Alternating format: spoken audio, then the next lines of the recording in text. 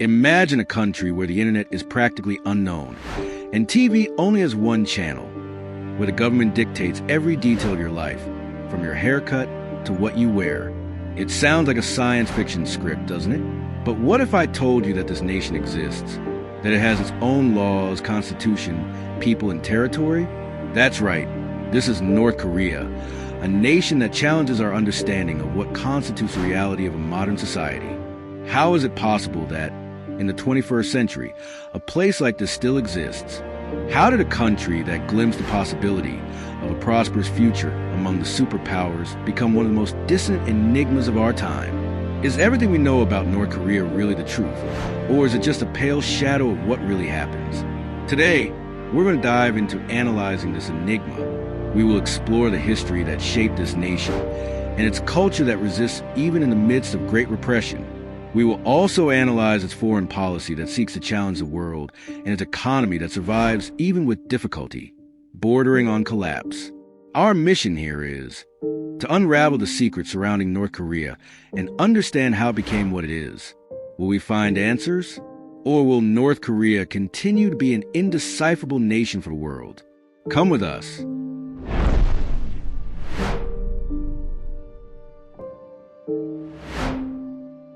In 1996, North Korea, already suffering from a severe food crisis, faced one of the worst famines in modern history. The regime, seeking a quick and seemingly logical solution, implemented a plan to mass farm mountain goats. The ambitious goal of tripling the goat population in 2 years, however, turned out to be a strategic mistake with devastating consequences. The superficial analysis of the plan ignored a crucial detail. The vegetation that supported the goats also played a key role in holding the mountain soil together. The rapid devastation of the vegetation, resulting from the overpopulation of goats, triggered a series of catastrophic landslides. The mudslide destroyed vast areas of arable land, compromising agricultural production and worsening food shortages. In addition, the floods resulting from the landslides inundated coal mines, paralyzing energy production and industrial activity.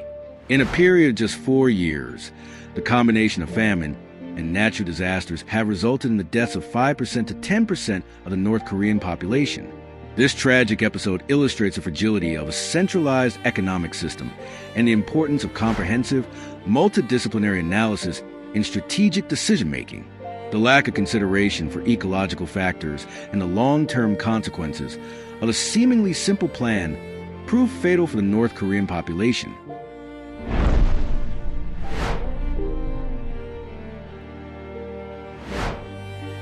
The 1953 ceasefire that ended hostilities in the Korean War ushered in a period of reconstruction on the peninsula marked by division and ideological polarization.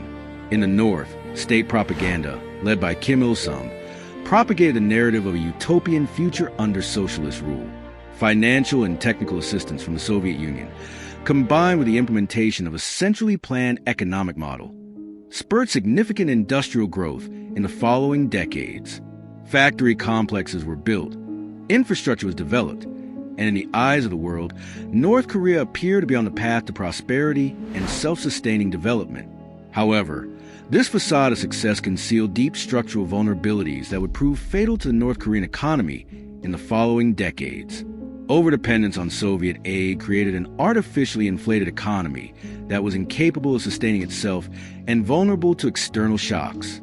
The prioritization of heavy industry over agriculture created a critical imbalance, compromising the population's food security and creating a dangerous dependence on food imports.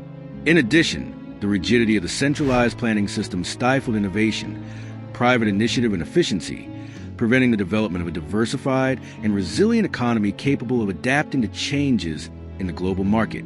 What was presented as an economic miracle was, in fact, a fragile construction built on unstable pillars of external dependence, sectoral imbalance, and systemic inefficiency. The absence of structural reforms that promoted economic diversification, the repression of private initiative, and the prioritization of ideology over economic rationality laid the foundations for the crisis that would hit North Korea in the following decades, revealing fragility of the North Korean economic model and the devastating consequences of illusory self-sufficiency.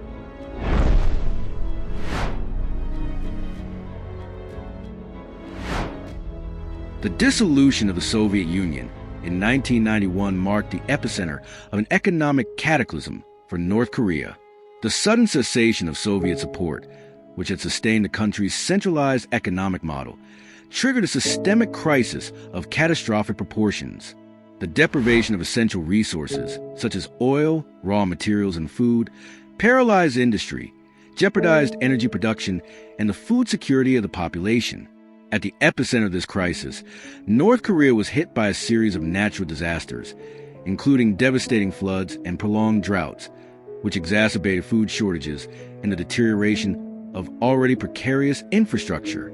Added to these external factors were the regime's disastrous economic policies, characterized by the prioritization of military industry over agriculture, the persistence of an inefficient centralized planning system, and the failure to adapt to changes in the global market.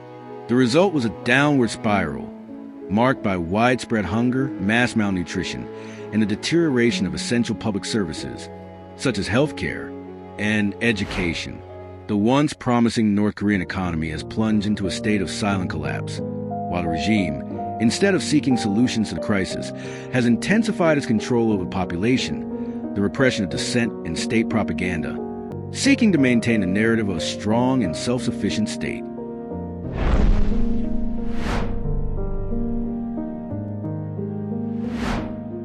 Faced with the economic crisis resulting from the Soviet collapse and growing international pressure for reform, the North Korean regime adopted a strategy of radical autarky, seeking to isolate the country from the outside world and preserve political control.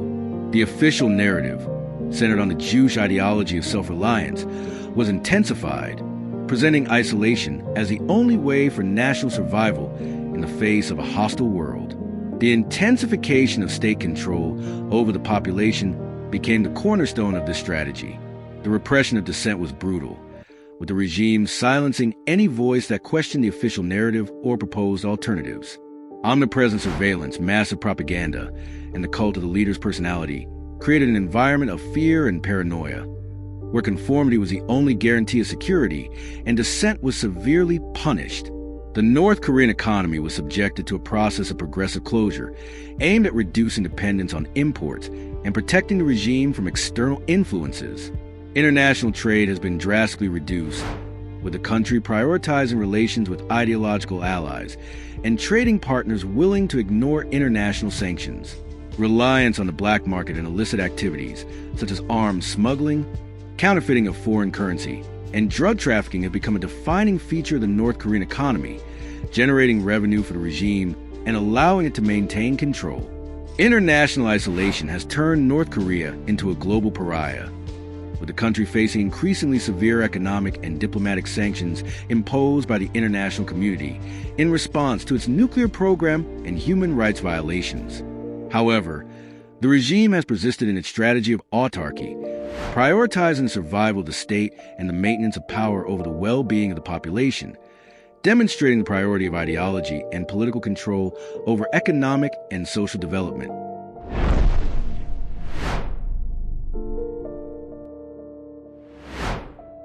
In a context of acute shortages resulting from the collapse of the state distribution system and international sanctions, North Koreans were forced to develop a parallel economy based on resilience and ingenuity. The black market, once marginalized, became a central pillar of survival, supplying the population with essential goods that the state could no longer provide. Informal commercial activity, known as jangmadang, flourished, transforming itself into a space of exchange and transactions that defied state control. The sale of goods smuggled from China, such as food, clothing, and electronics, became a crucial source of income for many North Koreans, boosting the informal economy and challenging the logic of the centralized system. The regime, in search of resources to sustain its state machinery and maintain political control, did not hesitate to engage in illicit activities. Arms smuggling, counterfeiting of foreign currency, and drug trafficking became sources of income for a regime desperate for hard currency, financing its nuclear program and maintaining power. The exploitation of North Korean workers in other countries in slave-like working conditions also became a common practice, generating revenue for the regime and exposing North Koreans to exploitation and human rights violations. The survival economy, driven by necessity and adaptation, created a parallel system that challenged the logic of the state and revealed the fragility of the centralized system. However, this informal economy also created inequalities and vulnerabilities, exposing North Koreans to exploitation, insecurity, and a lack of social protection, revealing the complexity and contradictions of life in North Korea.